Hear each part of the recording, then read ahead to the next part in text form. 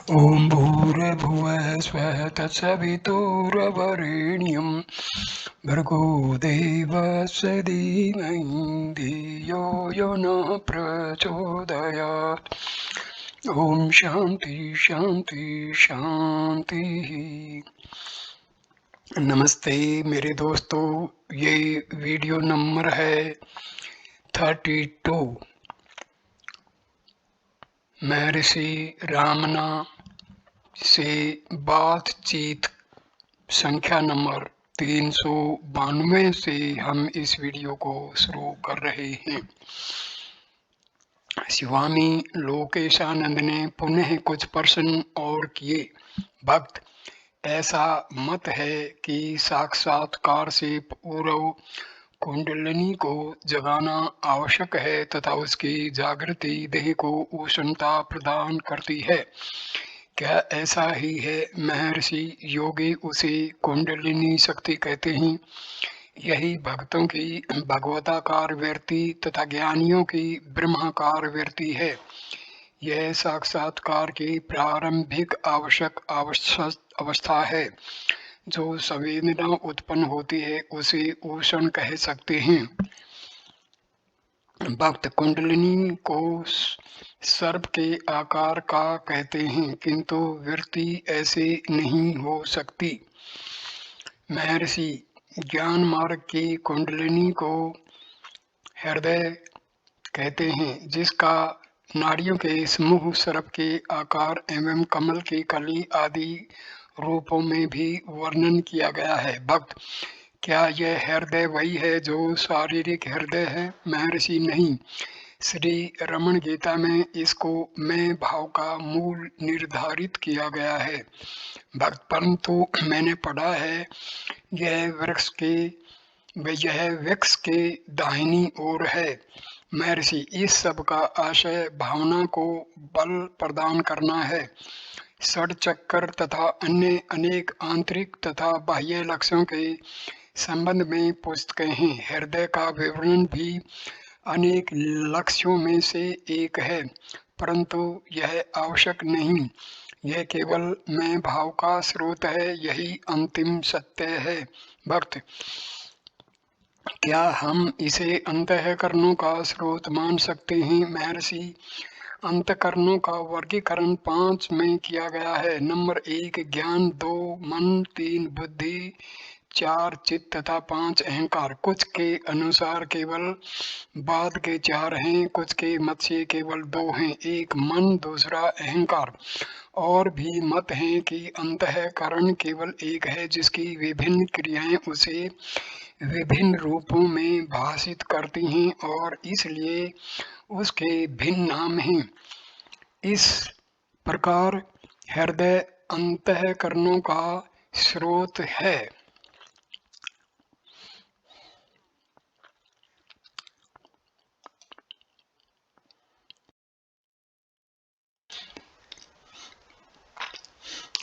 इनका पुनः विभाजन इस प्रकार हो सकता है: सविकल्प समाधि, निर्विकल्प समाधि। सविकल्प समाधि बाह्य दर्शनानुविद्या।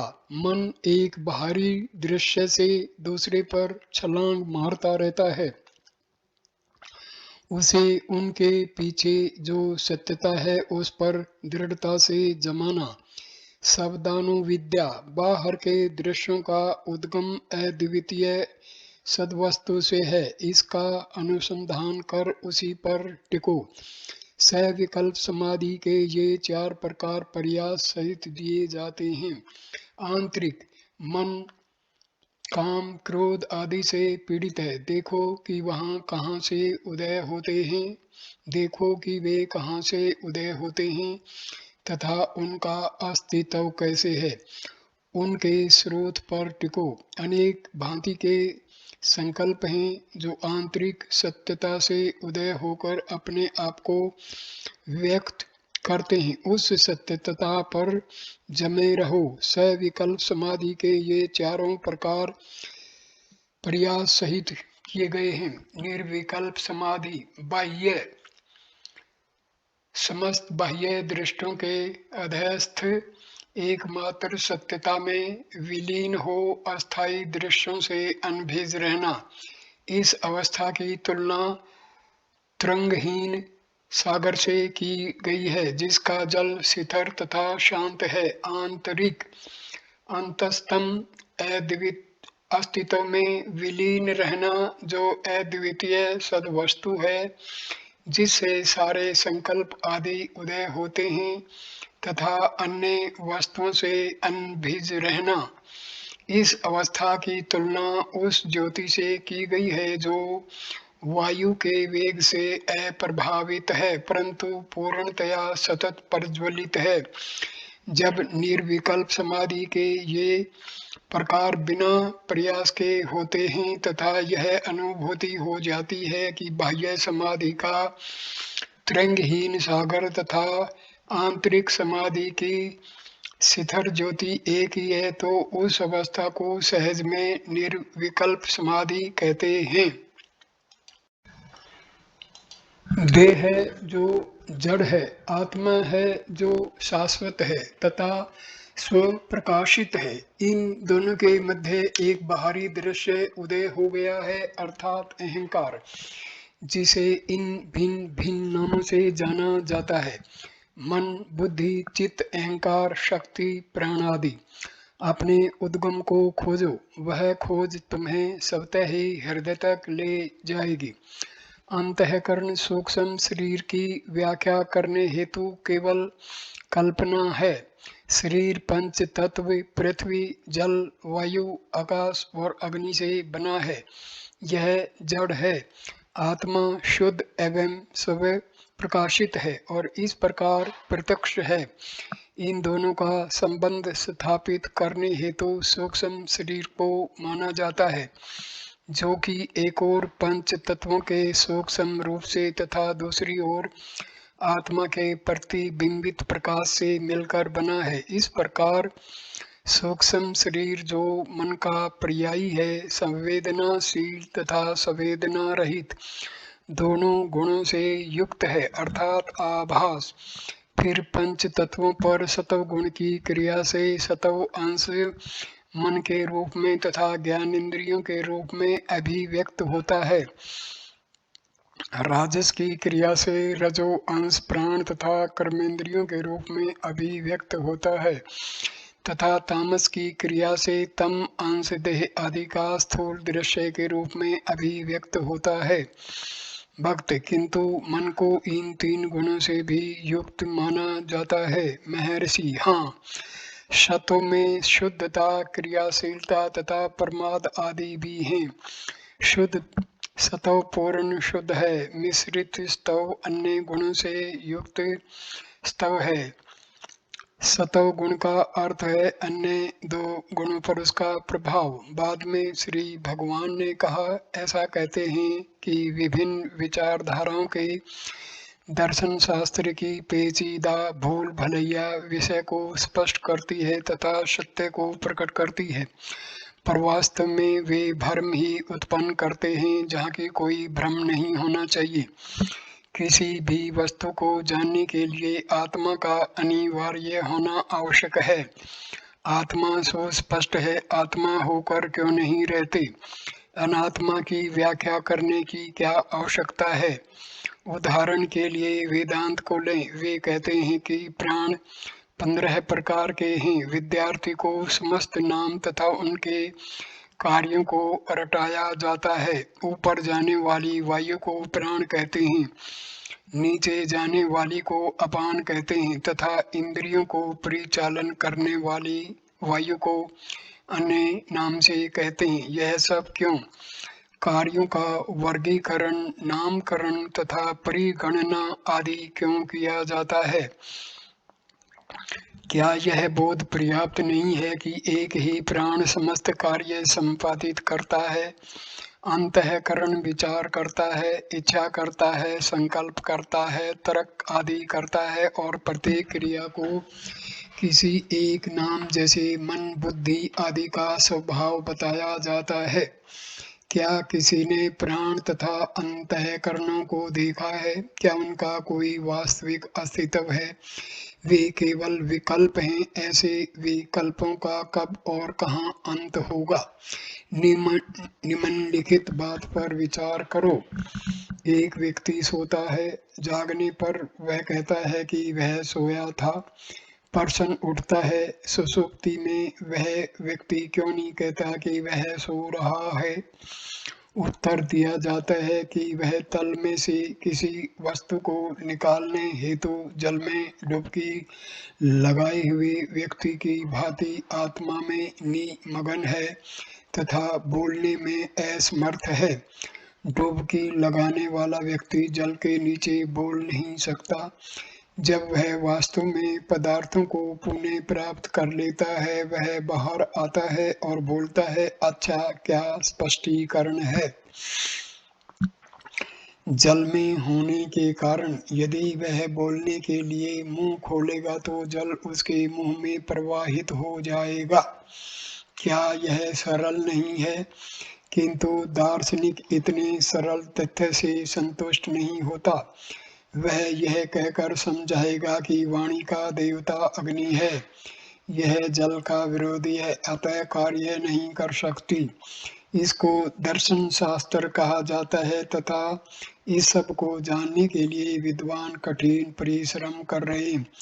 क्या यह सरासर समय का अपव्यय नहीं है? फिर वृष्टि के भिन्न भिन्न अंग तथा इंद्रियों के अधिष्ठाता देवता कहे जाते हैं। विराट समष्टि के अंग तथा इंद्रियां हैं। इसी प्रकार वे हिरण्यगर्भ आदि की व्याख्या करते हैं। भ्रम उत्पन्न ही क्यों किया जाए और फिर उसको स्पष्ट किया जाए? अरे, वह व्यक्ति भाग्यवान है जो अपने आप को इस उलझन में नहीं फंसाता। मैं निश्चय ही भाग्यवान रहा कि मैंने इसे कभी नहीं अपनाया। यदि मैं इसे अपनाता तो मैं संभवतः कहीं भी नहीं रहता, सदैव ही भ्रमित रहता। मेरी पूर्व वासनाएं मुझे सीधे मैं कौन हूँ की खोज पर ले गई। यही वास्तव में सौभाग्यपूर्ण था। 11 अप्रैल 1937।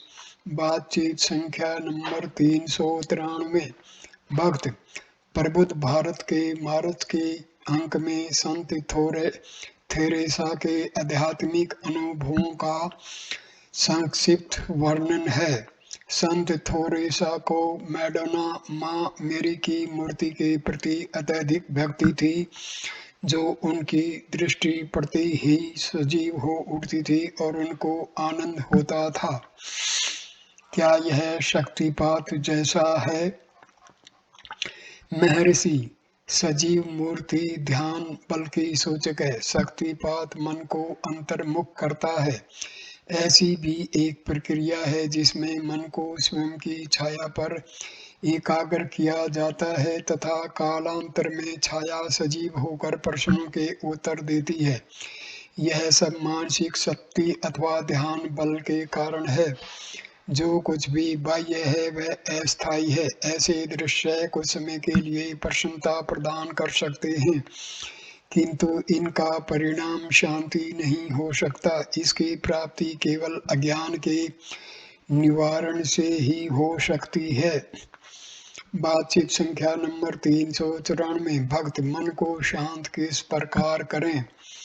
महर्षि, मन को मन से देखने से अथवा मन को आत्मा में जमाने से मन आत्मा के नियंत्रण में आ जाता है। भक्त, क्या इस हेतु कोई योग अथवा कोई प्रक्रिया है?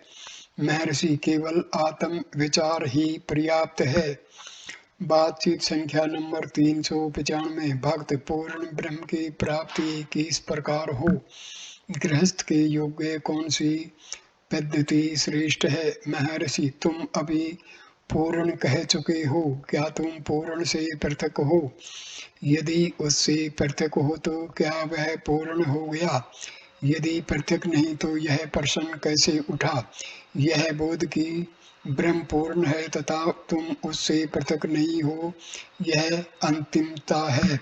इसे देखो और तुम जानो कि तुम ग्रस्त अथवा सीमित जीव नहीं हो। भक्त तत्व क्या है? महर्षि, पूर्ण ब्रह्म का ज्ञान अन्य विषयों को अनायास स्वतः ही स्पष्ट कर देगा। 12 अप्रैल 1937। बातचीत संख्या नंबर 396। जावा में बहुत समय तक सेवा कार्य करने वाली तथा वर्तमान में अडयार में रहने वाली डच महिला श्रीमती गांग रिज्प एक उत्साही थियोसोफिस्ट हैं तथा कुछ समय के लिए पधारी। उन्होंने जिज्ञासा की, थियोसॉफी में तन्हा की चर्चा है जिसको अर्थ है पुनर्जन्म की इच्छा। इसका क्या कारण है? महर्षि, पुनर्जन्म की इच्छा पुनः जीवन प्राप्त करने की इच्छा है जिससे कि बारंबार जन्म हो। वर्तमान अवस्था में आत्मा मृतप्राय है, इसे पुनः जीवित करना होगा जिससे कि वर्तमान में दिखने वाली मृत्यु के उपरांत पुनः जीवन प्राप्त हो। अपने वास्तविक स्वरूप की विस्मृति ही अब की मृत्यु है। इसका स्मरण ही पुनर्जन्म है। यह भविष्य के बारंबार के जन्मों को समाप्त कर देता है। तुम्हारा जीवन शाश्वत है। भक्त, मैं तन्हा का तात्पर्य जीवन से टिके रहना, शाश्वत जीवन की इच्छा समझती हूँ। महर्षि, निसंदेह ऐसा ही है। ऐसी इच्छा उत्पन्न हुई। ऐसी इच्छा कैसे उत्पन्न हुई? क्योंकि वर्तमान अवस्था असहनीय है। क्यों? क्योंकि यह तुम्हारा वास्तविक स्वरूप नहीं है। यदि यह तुम्हारा वास्तविक स्वरूप होता तो तुम्हें कोई भी इच्छा अशांत नहीं करती। वर्तमान अवस्था तुम्हारे वास्तविक स्वरूप से किस प्रकार भिन्न है? वस्तुतः तुम आत्मा हो, किंतु आत्मा भूल से स्वयं की स्थूल देह से तादात्म्यता कर रही है। देह मन का उभार है, स्वयं मन आत्मा से उदय हुआ है। यदि मिथ्या तादात्म्य से समाप्त हो जाए तो शांति तथा अवर्णनीय आनंद होगा। जीवन देह का है। भक्त, जीवन देह का है और पुनर्जन्म दूसरी देह में जन्म लेना है। महर्षि, केवल देह परिवर्तन का कोई महत्व नहीं है। इस देह से संबद्ध अहंकारी दूसरी देह में बदल दिया जाता है। इससे किसी को कैसे संतोष हो सकता है? इसके अतिरिक्त जीवन में क्या है? जीवन अस्तित्व है जो तुम्हारी आत्मा है। यही शाश्वत जीवन है। अन्यथा क्या तुम स्वयं के न होने की कभी कल्पना कर सकते हो? वह जीवन इसमें देह नियंत्रित है तथा तुम स्वयं की भ्रमवश देह से तादात्म्यता कर रहे हो। तुम निरूपाधि जीवन हो। यह शरीर तुमसे मानसिक कल्पनाओं के उभार रूप में संबद्ध हो जाते हैं और अब तुम मैं देहों के विचार से दुखित हो। यदि यह विचार समाप्त हो जाए तुम निज आत्मा हो। जन्म लेने से पूर्व तक कहाँ तथा कैसे थे? क्या तुम सुषुप्ति में थे? तुम कैसे थे? तब भी तुम बिना देह के ही रहते हो।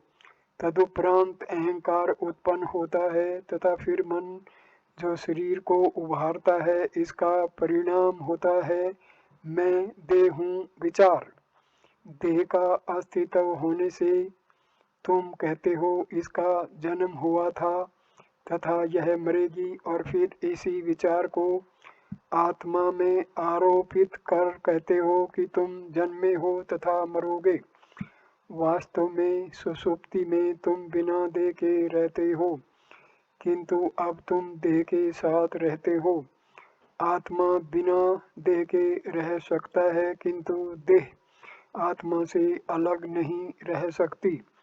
देह आत्म बुद्धि अज्ञान है, देह आत्मा से पृथक नहीं है, यह ज्ञान है। ज्ञान तथा अज्ञान में यही अंतर है। देह मन का उभार है, मन अहंकार है तथा अहंकार आत्मा से उदय होता है। इस प्रकार देह आत्म बुद्धि विक्षेप करने वाली है तथा आत्मा से विचलित करने वाली है। देह अथवा जन्म किसके लिए है? यह आत्मा के लिए नहीं है, यह अनात्मा के लिए है जो स्वयं को पृथक मानता है। जब तक पृथक होने का भाव है तब तक पीड़ा देने वाले संकल्प होंगे। यदि हम मूल स्रोत को पुनः प्राप्त कर लें तथा पृथक होने के भाव को नष्ट कर दें तो शांति है। विचार करो, जब एक पत्थर को ऊपर फेंके तो क्या होता है? अपने स्रोत को छोड़कर वह ऊपर जाता है, नीचे आने का प्रयत्न करता है तथा बराबर चलता रहता है जब तक कि वह निज स्रोत को प्राप्त न कर ले जहाँ वह शिथिल होता है। इस प्रकार सागर का जल भाप बनकर मेघ बनता है।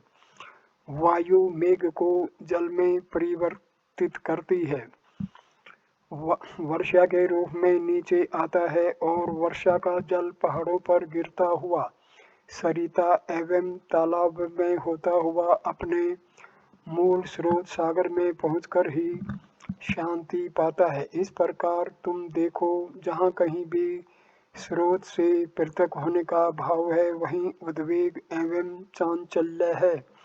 जब तक कि पृथक भाव नष्ट नहीं हो जाए। तुम्हारे साथ भी ऐसा ही है। अब चूंकि तुम देह से तादात्म्यता करते हो, तुम समझते हो कि तुम वास्तविक आत्मा से पृथक हो।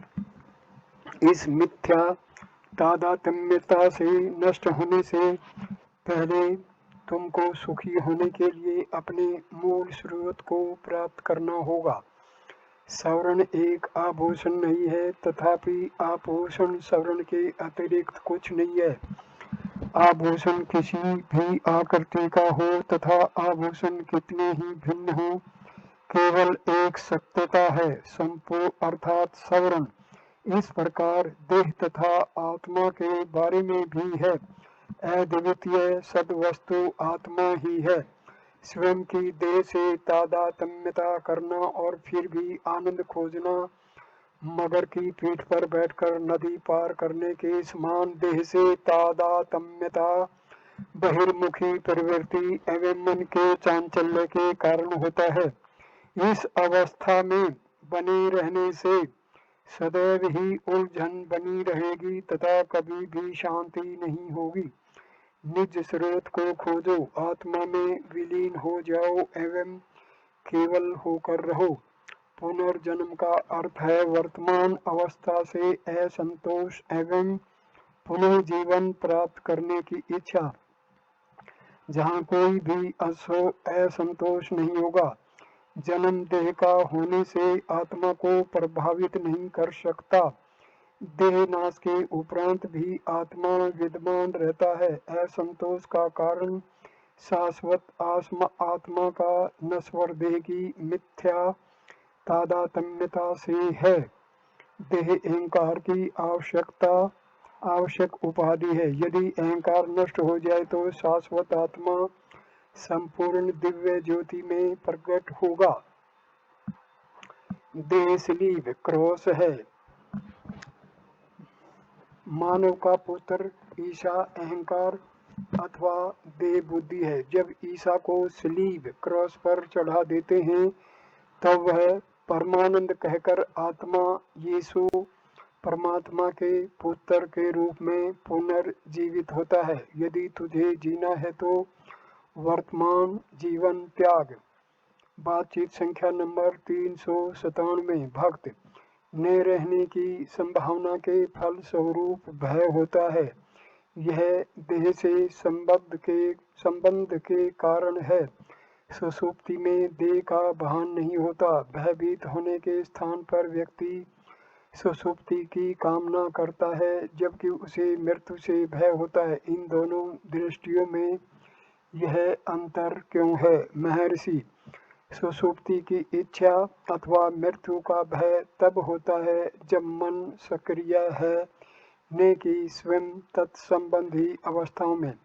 मन जानता है कि देह की सत्ता सुषुप्ति के बाद बनी रहती है तथा पुनः प्रकट होती है। इस कारण सुषुप्ति से भय नहीं लगता तथा देह रहित अस्तित्व के आनंद की कामना की जाती है। जबकि मन को तथाकथित मृत्यु के उपरांत देह के पुनः प्रकट होने का निश्चय न होने के कारण वह उससे भयभीत होता है। 14 अप्रैल 1937। बातचीत संख्या नंबर 398। एक आश्रम निवासी भक्त दंडपाणि ने, जो इस समय उत्तर भारत की यात्रा कर रहे हैं, मॉडर्न साइकोलॉजिकल रिव्यू का एक उद्धरण भेजा है जिसमें कहा गया है कि हृदय का शक्ति विषयक केंद्र दाईं ओर है न कि बाईं ओर, जबकि शारीरिक अंग बाईं ओर है। उस विषय पर वार्ता होती रही। महर्षि, योग मार्ग के अनुसार 60 चक्र हैं जिनमें से प्रत्येक पर अभ्यास द्वारा ही पहुंचा जा सकता है तथा उनसे परे होना होता है जब तक व्यक्ति सहस्रा तक न पहुंच जाए जहां अमृत की प्राप्ति होती है और इस प्रकार अमरता की प्राप्ति होती है। योगी कहते हैं कि व्यक्ति परानाड़ी में प्रवेश करता है जिसका आरंभ त्रिकास्थी स्नायु जाल से होता है, जबकि ज्ञानियों के मत से उस नाड़ी का आरंभ हृदय से होता है। बाहर से विरोधी दिखने वाले दोनों वक्तव्यों में गुप्त सिद्धांत द्वारा समन्वय होता है जो स्पष्टतया प्रकट करता है कि यौगिक प्रणाली मूलाधार से प्रारंभ होती है तथा ज्ञान प्रणाली हृदय से प्रारंभ होती है। वास्तविकता यह है कि प्रणाली में प्रवेश होना होगा। यौगिक अभ्यास से साधक पहले नीचे प्रवेश करता है, फिर ऊपर जाता है एवं सब ओर भटकता है जब तक कि लक्ष्य की प्राप्ति न हो जाए। ज्ञान के अभ्यास से साधक सीधे केंद्र में स्थित हो जाता है। भक्त, क्या परा के पीछे पश्यंती आदि नहीं ही? महर्षि, तुम वाक की चर्चा कर रहे हो जिसे एक परा, दूसरा पश्यंती, तीसरा मध्यमा तथा चौथा वैखरी में विभाजित किया गया है। वाक प्राण शक्ति है जबकि मन तेज रूप अथवा चित्त शक्ति है। शक्ति अव्यक्त मूल का प्रागट्य है। योगी सहस्रार अर्थात मस्तिष्क केंद्र अथवा सहस्र पत्तीदार कमल तक जाने को सर्वाधिक महत्व देते हैं। कुछ योगी कहते हैं कि अन्य केंद्र हैं जो और अधिक उच्चतर तथा आंवलन अर्थात 1,00,000 या 100 पत्तीदार अथवा 1 करोड़ या 108 पत्तीदार हैं। अभी हम उनको छोड़ दें। उनका आशय शास्त्रीय कथन से है कि प्राण देह में ब्रह्मरंध्र से प्रवेश करता है तथा उनका तर्क यह है कि उस मार्ग से वियोग हुआ है, अतएव विपरीत मार्ग से निश्चय ही योग भी प्राप्त होगा। अतः हमें योगाभ्यास द्वारा प्राणों को एकत्रित कर योग सिद्धि हेतु ब्रह्म रंध्र में प्रवेश करना होगा। ज्ञानी निर्देश करते हैं कि योगी देह का अस्तित्व तथा आत्मा से इसकी पृथकता मानकर ही योगाभ्यास द्वारा उनको फिर से एक होने का परामर्श देता है। वास्तव में देह का अस्तित्व मन में है, जिसका संस्थान मस्तिष्क है, जो स्वयं योगियों द्वारा प्रतिपादित कालांतराल सिद्धांत के अनुसार अन्य स्रोत से प्राप्त ज्योति से कार्य करता है। ज्ञानी आगे तर्क देते हैं, यदि ज्योति अन्यत्र से ली गई है तो उसे अपने असली स्रोत से ही आना होगा। बाहर के साधनों पर निर्भर न होकर सीधे स्रोत तक जाओ। जिस प्रकार एक लोहे की गेंद लोहे के द्रव्यमान से पृथक होकर बनती है तथा अग्नि में उत्तस्त होती है, बाद में अग्नि को त्याग कर शीतल हो जाती है, किंतु मूल पदार्थ से संयुक्त होने के लिए पुनः उत्तप्त की जाती है, उसी प्रकार वियोग का कारण ही पुनर्योग का कारण होगा। फिर यदि एक आकार प्रतिबिंबित होता है तो इसका स्रोत एवं सूर्य तथा जल के पात्र के समान उपसाधन भी अवश्य होंगे। योगियों के अनुसार प्रतिबिंब के निवारण हेतु या तो सतह को इस प्रकार ढक दिया जाता है जो तदनुरूपी कलांतराल तक पहुँचता है, अथवा जल को खाली कर दिया जाता है, जिसे तपस की संज्ञा दी जाती है। तपो ब्रह्मेति, तपस ब्रह्म है, अर्थात संकल्पों अथवा मस्तिष्क की क्रियाओं की समाप्ति, यह ज्ञान मार्ग है। यह सब यह मानकर है कि जीव आत्मा अथवा ब्रह्म से पृथक है, किंतु क्या हम पृथक हैं? ज्ञानी कहता है नहीं। अहंकार केवल आत्मा का अनात्मा से मिथ्या तादात्म्यता है, जैसे कि रंगहीन स्फटिक और उसकी रंगीन पृष्ठभूमि। यद्यपि स्फटिक रंगहीन है, तथापि अपनी पृष्ठभूमि के कारण लाल प्रतीत होता है। यदि पृष्ठभूमि को हटा दिया जाए तो स्फटिक अपनी असली शुद्धता में चमकेगा। आत्मा एवं अंतःकरणों के साथ भी ऐसा ही है। तथापि यह दृष्टांत पूर्णतया उपयुक्त नहीं है, क्योंकि अहंकार का स्रोत आत्मा है तथा यह स्फटिक की भांति पृष्ठभूमि से पृथक नहीं है। इसका उद्गम आत्मा से होने से अहंकार को केवल इसलिए मूल स्रोत खोजना है जिससे कि यह स्रोत में विलीन हो जाए। अहंकार का केंद्र एवं इसका अंतःस्थल हृदय कहलाता है, जो आत्मा के समान ही है। एक भद्र पुरुष ने जिज्ञासा की कि क्या योगी भी अन्य मार्ग से ज्ञानियों के समान ही अनाहत तक पहुँचते हैं तथा इस प्रकार हृदय केंद्र की अनुभूति कर लेते हैं? महर्षि, अनाहत हृदय केंद्र के समान नहीं है। यदि ऐसा होता तो वे सहस्रार तक क्यों भटकते?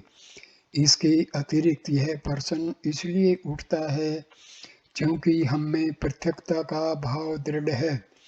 हृदय केंद्र से हम कभी भी दूर नहीं हैं।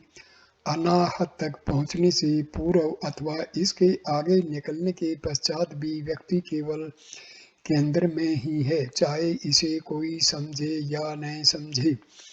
कोई भी केंद्र से परे नहीं है। योग का अभ्यास अथवा विचार सदैव ही केवल केंद्र में स्थिर रहकर ही किया जाता है। भक्त, हमारी साधना क्या हो? महर्षि, साधक के साधना सिद्ध की सहज है, सहज मूलभूत अवस्था है, अर्थात साधना इस शाश्वत सत्य के साक्षात्कार में होने वाली बाधाओं का हटाना मात्र है। भक्त, क्या मन की एकाग्रता भी एक साधना है? महर्षि, एक वस्तु का चिंतन एकाग्रता नहीं है, इसके विपरीत यह उन समस्त संकल्पों का शमन है जो हमारे वास्तविक स्वरूप के दर्शन में बाधा डालते हैं। हमारे समस्त प्रयत्नों का अभिप्राय केवल अज्ञान के आवरण को हटाना मात्र है। अब संकल्पों को शांत करना कठिन प्रतीत होता है। आत्म सुधार करने की अवस्था में संकल्प करना अधिक कठिन लगेगा। इसके कारण इस इसका कारण है क्या वास्तव में वस्तुएं हैं जिनका चिंतन किया जाए। केवल आत्मा ही है। संकल्प तभी होंगे जब दृश्य पदार्थ होंगे, पर दृश्य पदार्थ हैं ही नहीं, फिर संकल्प उदय ही कैसे हो सकते हैं। स्वभाव के कारण हमें ऐसा विश्वास हो गया है कि संकल्प ने होने देना कठिन है। यदि मूल मालूम हो जाए तो व्यक्ति चिंतन न करके अपनी शक्ति को अनावश्यक अपव्यय करने की मूर्खता नहीं करेगा।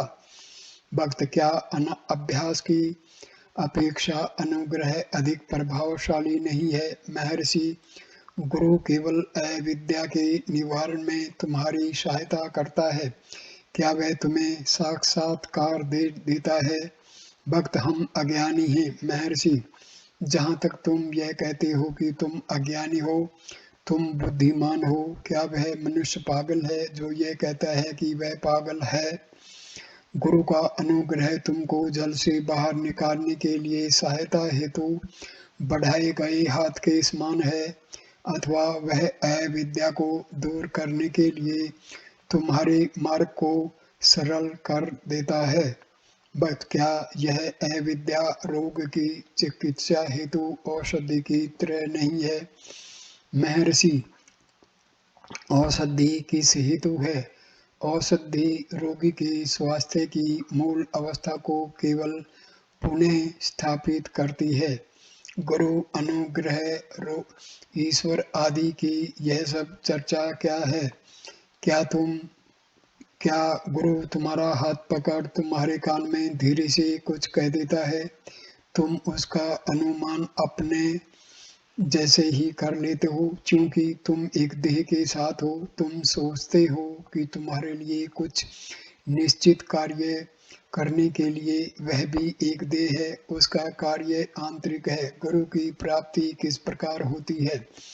परमात्मा जो सर्वव्यापी है और अनुग्रह में अपने प्रिय भक्त पर करुणा करता है और भक्त के मापदंड के अनुसार अपने आप को प्राणी के रूप में प्रकट करता है।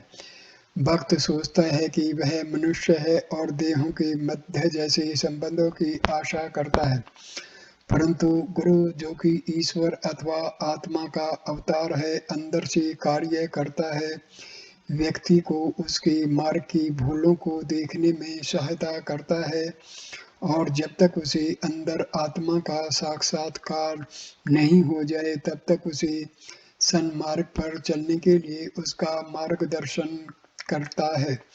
ऐसे साक्षात्कार के पश्चात शिष्य को अनुभव होता है, पहले मैं कितना चिंतित रहता था, फिर भी मैं वही पूर्ववत आत्मा ही हूँ, पर किसी भी वस्तु से प्रभावित नहीं हूँ। जो दुखी था वह कहाँ है, वह कहीं भी नहीं दिखता। अब हमारा क्या कर्तव्य है। केवल गुरु के वचनों का पालन करो, अंदर प्रयत्न करो। गुरु अंदर भी है और बाहर भी। इस प्रकार वह तुमको अंदर अग्रसर होने की परिस्थितियां उत्पन्न करता है और अंतरंग को तुम्हें केंद्र तक खींचने के लिए उद्यत करता है। इस प्रकार गुरु बाहर से धक्का देता है तथा अंदर से खींचता है कि जिसे तुम केंद्र पर स्थित हो उसको। सुषुप्ति में तुम अंदर केंद्रित होते हो। जागृत होने के साथ ही तुम्हारा मन बहिर्मुख होता है एवं इस उस तथा अन्य समस्त वस्तुओं पर विचार करने लगता है। इसका निरोध आवश्यक है। यह उसी शक्ति के द्वारा संभव हो सकता है जो अंदर तथा बाहर दोनों ओर कार्य कर सकती हैं। क्या उसकी एक देह से तादात्म्यता की जा सकती है? हम सोचते हैं कि हम अपने प्रयास से जगत पर विजय पा सकते हैं। जब हम बाहर से हताश हो जाते हैं और अंतर्मुख होते हैं तो हमें प्रतीत होता है, ओह ओह, एक शक्ति है जो मनुष्य की अपेक्षा उच्चतर है। उच्चतर शक्ति का अस्तित्व स्वीकृत एवं मान्य करना ही होगा।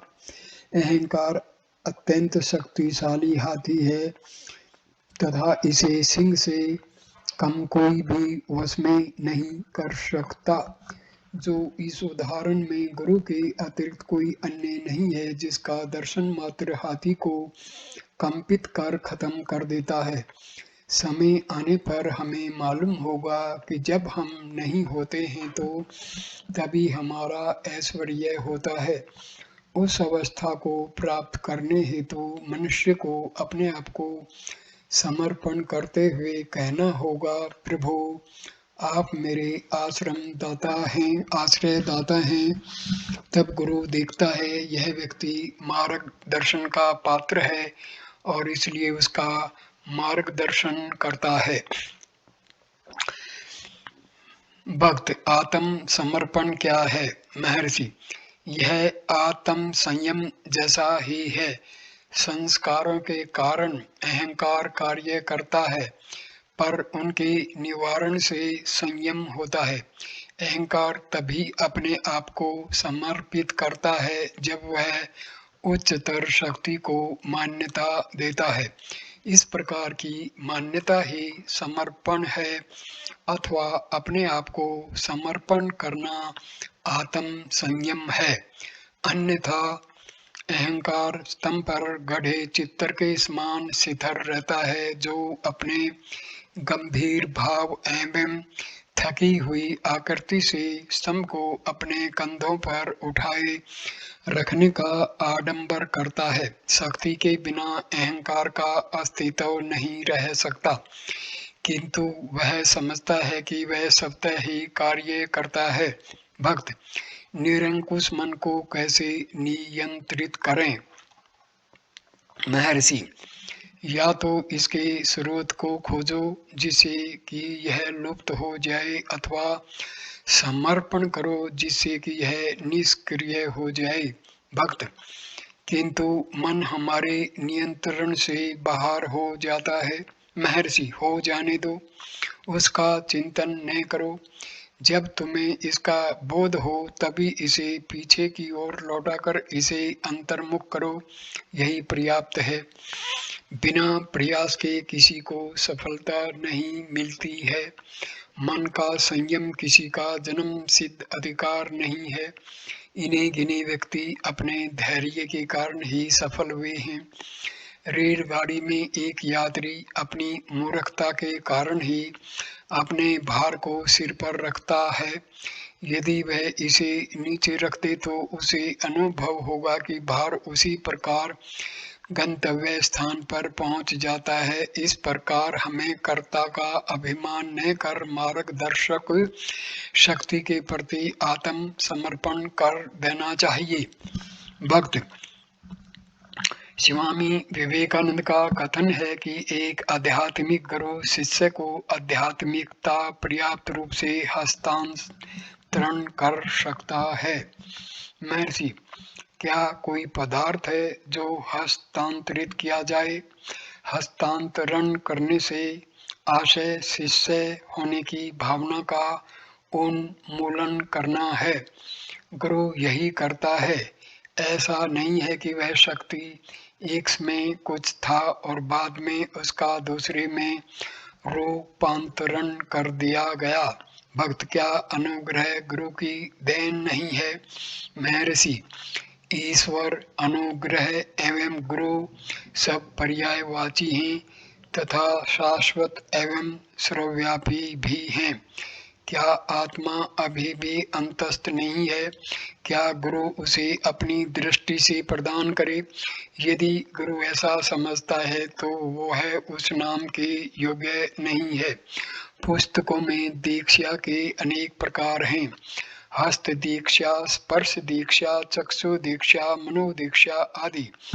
उनमें यह भी वर्णन है कि गुरु अग्नि, जल, जप, मंत्रों आदि द्वारा कुछ संस्कार करता है तथा इस प्रकार के विलक्षण आचरणों को दीक्षा कहा जाता है। जैसे कि गुरु द्वारा ऐसी प्रक्रियाओं के करने के बाद ही शिष्य परिपक्व होता है। यदि व्यक्ति की खोज है तो वह कहीं भी प्राप्त नहीं होगा। गुरु ऐसा ही है, दक्षिणामूर्ति ऐसे ही हैं। उन्होंने क्या किया? वे मौन थे, शिष्य उनके समक्ष उपस्थित हुए, वो मौन ही रहे, शिष्यों के संशय निवारण हो गए, जिसका अभिप्राय है कि उनकी व्यक्तिगत तादात्म्यताएं समाप्त हो गई। यही ज्ञान है, न कि प्राय उससे संबद्ध शब्दाडंबर। मौन कार्य का परम शक्तिशाली रूप है। शास्त्र कितने ही सबल एवं व्रत हों, उनका प्रभाव सफल नहीं है। गुरु शांत है तथा सब में शांति व्याप्त होती है। गुरु का मौन समस्त शास्त्रों की अपेक्षा अधिक सबल एवं व्रत है। यह प्रश्न इस भावना के कारण उदय होते हैं कि यहाँ इतना लंबे समय तक निवास कर, इतना अधिक सवरण कर, इतना अधिक परिश्रम कर व्यक्ति को कुछ भी प्राप्त नहीं हुआ। अंदर होने वाला कार्य नहीं है, वास्तव में गुरु सदैव तुम्हारे अंदर है। ध्यायोमानवर का कथन है, हे प्रभु, तुम समस्त जन्मों में मेरा परित्याग किए बिना मेरे संग रहे और अंततः मेरा उद्धार किया। साक्षात्कार का ऐसा ही अनुभव है। श्री मद् भगवत गीता में यही भिन्न प्रकार से कहा गया है। हम दोनों अभी ही नहीं, अपितु सदैव ही ऐसे रहे हैं। भक्त क्या गुरु प्रत्यक्ष आकार ग्रहण नहीं करता? महर्षि, प्रत्यक्ष से क्या अभिप्राय है? चूंकि तुम अपने अस्तित्व को अपनी देह से मिला देते हो, इसलिए तुम यह प्रश्न करते हो। मालूम करो, क्या तुम देह हो? गीता के अनुसार परम भाव मजानंतो, गीता 9वां अध्याय 11वां श्लोक, जो श्री कृष्ण के विकल्पातीत स्वरूप को नहीं जान सकते हैं, वे मूर्ख हैं, अविद्या से भ्रमित हैं। गुरु उस मूढ़ता के निवारण के लिए प्रकट होता है। ध्यायो मनावर के शब्दों में वह मनुष्य के रूप में मनुष्य का अज्ञान निवारण करने के लिए प्रकट होता है। जिस प्रकार जंगली मृग को धोखे से पकड़ने के लिए मृग का ही उपयोग किया जाता है, उसे हमारे मैं देहों के ज्ञान शून्य विचार को नष्ट करने के लिए देह सहित प्रकट होना पड़ता है। 15 अप्रैल 1937। बातचीत संख्या नंबर 399। बंगाली इंजीनियर श्री बोस ने अब तक गौड़पाद कारिकाएं तथा सर एस राधाकृष्णन का भारतीय दर्शन पढ़ लिया है, इसलिए उन्होंने निम्न प्रश्न किए। भक्त, स्वप्न अनुभव तथा जागृत अवस्था में क्या कोई वास्तविक अंतर है? महर्षि, क्योंकि तुम स्वप्न सृष्टि को जागृत अवस्था की तुलना में अस्थायी मानते हो, इसलिए अंतर कहा गया है। अंतर वास्तविक नहीं, अपितु केवल भाषित होता है।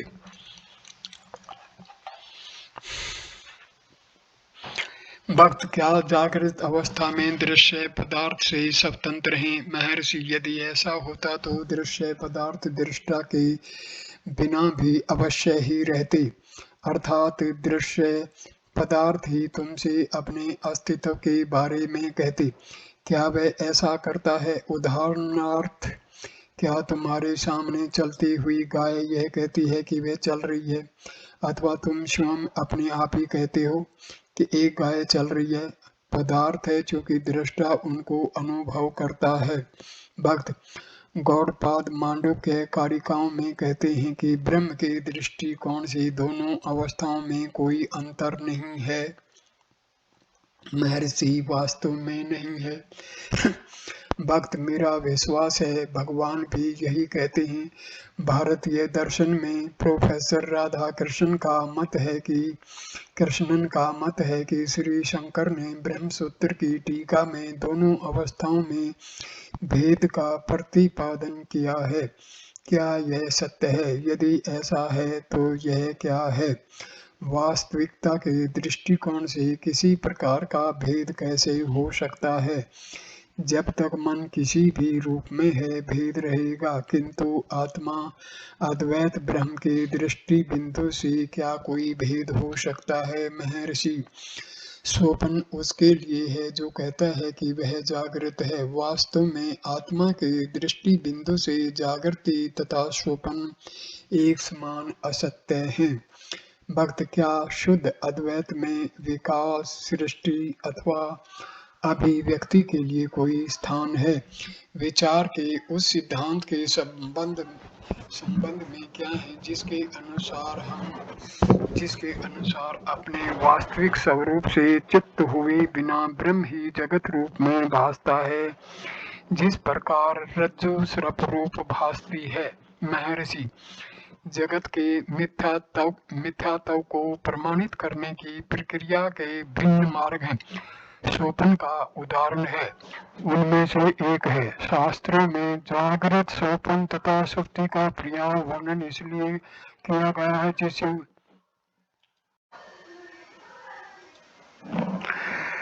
महर्षि, स्वप्न उसके लिए है जो कहता है कि वह जागृत है। वास्तव में आत्मा के दृष्टि बिंदु से जागृति तथा स्वप्न एक समान असत्य हैं। भक्त, क्या शुद्ध अद्वैत में विकास, सृष्टि अथवा अभिव्यक्ति के लिए कोई स्थान नहीं है? विचार के उस सिद्धांत के संबंध में क्या है जिसके अनुसार अपने वास्तविक स्वरूप से च्युत हुए बिना ब्रह्म ही जगत रूप भासता है, जिस प्रकार रज्जु सर्प रूप से भासती है। महर्षि, जगत के मिथ्यात्व को प्रमाणित करने की प्रक्रिया के भिन्न मार्ग हैं। स्वप्न का उदाहरण उनमें से एक है। शास्त्रों में जागृत, स्वप्न तथा सुषुप्ति का पर्याप्त वर्णन इसलिए किया गया है जिससे उन सब की पृष्ठभूमि में जो सत्य है वह प्रकट हो सके। इस वर्णन का आशय यह नहीं है कि इन तीनों अवस्थाओं में भेद को तीव्र किया जाए, लक्ष्य को दृष्टि में स्पष्ट रखना होगा।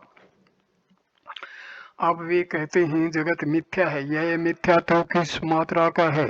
क्या यह बंदा माता के पुत्र अथवा आकाश में प्रसव के समान है? अर्थात वास्तविकता के विपरीत केवल शब्द है। इसके विपरीत जगत एक वास्तविकता है न कि शब्द मात्र।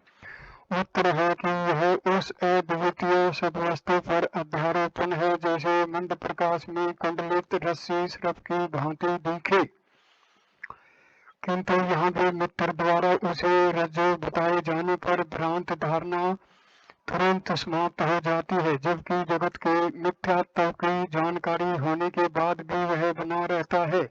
यह कैसे है? मृग जल की जानकारी होने के बाद भी मृग जल में जल का आभास बना रहता है। जगत के संबंध में भी ऐसा ही है। इसे मिथ्या जान लेने पर भी यह भासता रहता है, किंतु प्यास बुझाने के लिए मृग जल की इच्छा नहीं की जाती। जैसे ही किसी को यह पता चल जाए कि यह मृग जल है, वह उसे व्यर्थ समझकर छोड़ देता है और जल की तलाश में उसके पीछे नहीं भागता। भक्त, जगत के आभास में ऐसा नहीं है। बारंबार इसे मिथ्या कहने के बाद भी व्यक्ति को अपनी आवश्यकताओं की पूर्ति संसार से ही करनी पड़ती है। जगत मिथ्या कैसे हो सकता है? महर्षि, यह ऐसा है जैसे कोई मनुष्य अपने स्वप्न की इच्छाओं की पूर्ति स्वप्न की सृष्टि से करता हो। वहाँ दृश्य पदार्थ हैं, वहाँ इच्छाएं हैं और वहाँ संतोष है। स्वप्न सृष्टि उतनी ही उपयोगी है जितना कि जागृत जगत, फिर भी इसे सत्य नहीं माना जाता। इस प्रकार हम देखते हैं कि इनमें से प्रत्येक उदाहरण मिथ्यात्व की अवस्थाओं को निश्चित करने में एक स्पष्ट उद्देश्य पूरा करता है। सिद्ध ज्ञानी अंततः घोषित करता है कि आत्म सुधार करने की अवस्था में जागृत जगत भी उतना ही मिथ्या प्रतीत होता है जितना कि जागृत अवस्था में सोपन जगत। प्रत्येक दृष्टांत को उसके वास्तविक संदर्भ में समझना आवश्यक है, उसे एक विलगित वक्तव्य के रूप में नहीं लेना चाहिए। यह श्रृंखला की एक कड़ी मात्र है। इन सब का उद्देश्य साधक के मन को उन सब के आधार एकमात्र सत्य की ओर निर्देशन करना है। भक्त, क्या शंकर तथा गौड़पाद के दर्शन शास्त्र में वैसा अंतर है जो कि विद्वान प्रोफेसर चाहते हैं कि हम उन पर विश्वास कर लें? महर्षि, अंतर केवल हमारी कल्पना में है। भक्त, सर एस राधाकृष्णन लिखते हैं, गौड़पाद के ग्रंथ में व्याप्त सामान्य विचार की बंधन एवं मुक्ति, व्यक्तिगत जीव एवं जगत सब मिथ्या है। इस पर एक कटु आलोचक ने आलोचना की है कि जिस सिद्धांत में मिथ्या आत्मा द्वारा मिथ्या सर्वोच्च सुंदर से बाहर निकलने की चेष्टा के अतिरिक्त और कुछ अधिक अच्छा कहने को नहीं है, वह संभवतया स्वयं भी मिथ्या होगा। ऐसा कहना एक बात है कि परिवर्तनशील संसार में अपरिवर्तन सत्य का अपने वास्तविक स्वरूप से च्युत हुए बिना व्यक्त होना एक चमत्कार है, पर यह दूसरी बात है कि सारे परिवर्तनशील जगत का निरसन कर उसे केवल मृगजल कहा जाए। यदि हमें जीवन का खेल खेलना है तो हम इस विश्वास पर ऐसा नहीं कर सकते कि खेल एक दृश्य है एवं समस्त पुरस्कार केवल शून्य हैं। कोई भी दर्शन शास्त्र ऐसे सिद्धांत को निरंतर प्रतिपादित कर स्वयं स्थित नहीं रह सकता।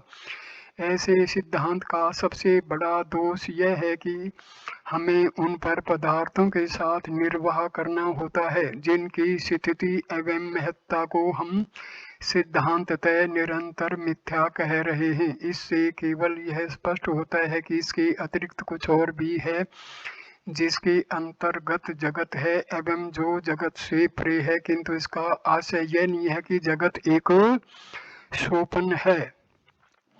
महर्षि, जैसा पहले कहा जा चुका है, संपूर्ण दर्शन शास्त्र का उद्देश्य उस सत्य को बताना है जो जागृत, सोपन, सुषुप्ति अथवा व्यक्तिगत जीवात्माएं, जगत एवं ईश्वर का आधार है। तीन दृष्टिकोण संभव है।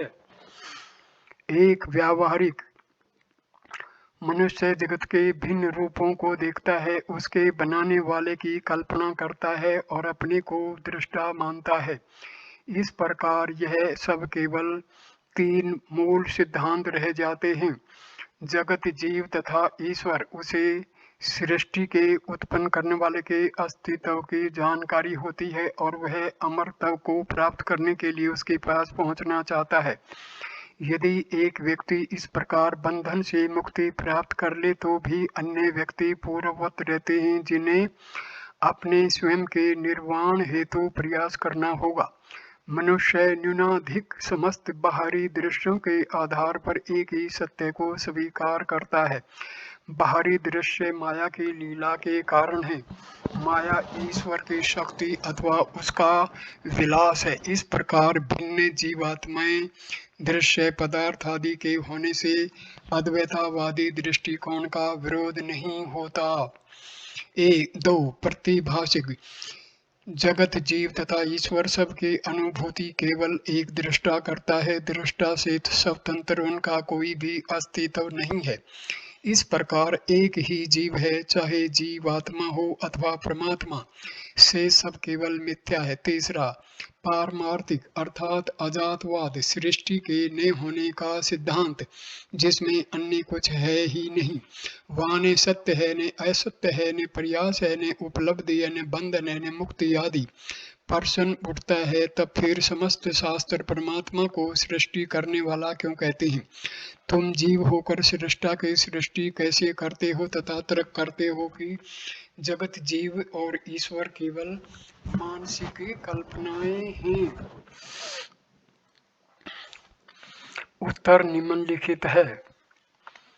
तुम जानते हो कि इस जागृत अवस्था के तुम्हारे पिता का देहांत हो चुका है तथा उनकी मृत्यु हुई अनेक वर्ष व्यतीत हो गए हैं, तथापि तुम उनको अपने सोपन में देखते हो और पहचान लेते हो कि वह तुम्हारे पिता हैं जिनसे तुम्हारा जन्म हुआ था तथा जो तुम्हारे लिए पैतृक संपत्ति छोड़ गए थे। यहाँ सृष्टिकर्ता श्रेष्ठ वस्तु में है। फिर तुम सोपन देखते हो जिसमें तुम एक राजा की सेवा कर रहे हो और तुम राज्य की प्रशासनिक मशीनरी के एक अंग हो। जैसे ही तुम जाग जाते हो वे सब लुप्त हो जाते हैं तथा बाद में केवल तुम एक व्यक्ति ही रह जाते हो।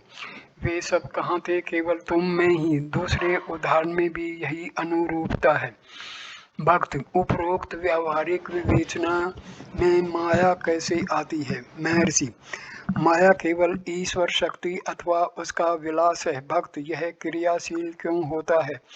महर्षि, यह प्रश्न कैसे उठ सकता है? तुम स्वयं भी उसके अंतर्गत हो। क्या तुम यह प्रश्न करने के लिए उस ईश्वर शक्ति से अलग हो? वही शक्ति यह संशय उत्पन्न करा रही है जिससे कि अंततः समस्त संशय समाप्त हो जाएं। भक्त, सोपन जगत जागृत जगत के समान उपयोगी नहीं है क्योंकि हम अनुभव नहीं करते कि वहाँ इच्छाओं की संतुष्टि होती है। महर्षि, तुम्हारा कथन ठीक नहीं है। सोपन में भी अक्षुधा एवं तृषा होती है। तुमने अपनी अक्षुधा की निवृत्ति कर ली हो और शेष भोजन अगले दिन के लिए रख लिया हो, तथापि तुम्हें सोपन में अक्षुधा लगती है। यहाँ का भोजन काम में नहीं आता। तुम्हारी सोपन अक्षुधा की तृप्ति सोपन भोजन खाने से ही होगी। सोपन इच्छाएं केवल सोपन सृष्टि से ही संतुष्ट होती हैं। भक्त, अपनी जागृत अवस्था में हम स्वप्नों का स्मरण करते हैं किंतु स्वप्न में भी जागृत का नहीं। महर्षि, यह भी ठीक नहीं है। स्वप्न में तुम अपने को उसी से मिला लेते हो जो अब वार्ता कर रहा है। भक्त, जागृत में जिस प्रकार हम जानते हैं कि हम जागृत हैं उसी प्रकार स्वप्न में हमको यह नहीं भान होता कि हम स्वप्न देख रहे हैं। महर्षि, स्वप्न जागृति तथा सुषुप्ति का संयोग है। यह जागृत अवस्था के संस्कारों के कारण है। इस कारण अब हमें स्वप्न स्मरण रहते हैं। इससे विपरीत क्रम में संस्कारों का निर्माण नहीं होता। अतः एक ही समय में हमें स्वप्न तथा जागृत का भान नहीं होता। तथापि प्रत्येक व्यक्ति स्वप्न में विचित्र उद्विग्नताओं का स्मरण करेगा। सुनने वाले को आश्चर्य होता है कि वह स्वप्न देख रहा है अथवा जागृत है। वह तर्क करता है तथा निश्चय करता है कि यह केवल जागृत है। जब वह वास्तव में जागृत होगा तब वह जानेगा कि यह सब केवल स्वप्न था। बातचीत संख्या नंबर 400। अन्य वार्ता के मध्य श्री भगवान ने कहा, दीप्ति ब्रह्म से ध्यान में आनंद की वृद्धि होती है, इससे अधिक कुछ नहीं। 16 अप्रैल 1937। बातचीत संख्या नंबर 401। एक आंध्रवासी सज्जन श्री कृष्ण मूर्ति ने निम्नलिखित जिज्ञासा की, हमें तप करते समय किस दृश्य पर अपनी दृष्टि एकाग्र करना आवश्यक है? हमारा मन हमारे कहे हुए शब्दों पर एकाग्र होता है। महर्षि, तप किस लिए है? भक्त, आत्म साक्षात्कार के लिए। महर्षि, ठीक है। तप साधक की योग्यता अनुसार होता है। व्यक्ति को ध्यान हेतु आकृति की आवश्यकता है किंतु यही पर्याप्त नहीं है। क्या कोई साधक सदैव एक ही आकृति पर दृष्टि स्थिर रख सकता है? अतः आकृति की अभिभूति जप द्वारा होगी। जप दृष्टि के अतिरिक्त मन को आकृति में स्थिर करने में सहायता करता है। इन प्रयासों का परिणाम मन की एकाग्रता है जो कि अंतिम लक्ष्य है। साधक जिसका चिंतन करता है वही हो जाता है। कुछ साधक आकृति के नाम से ही संतुष्ट हो जाते हैं। प्रत्येक आकृति का नाम अवश्य ही होगा। वह नाम ईश्वर के समस्त गुणों का सूचक है। निरंतर जप अन्य समस्त संकल्पों को हटाकर मन को निश्चल कर देता है। यही तप है। एकाग्रता ही आवश्यक तप है।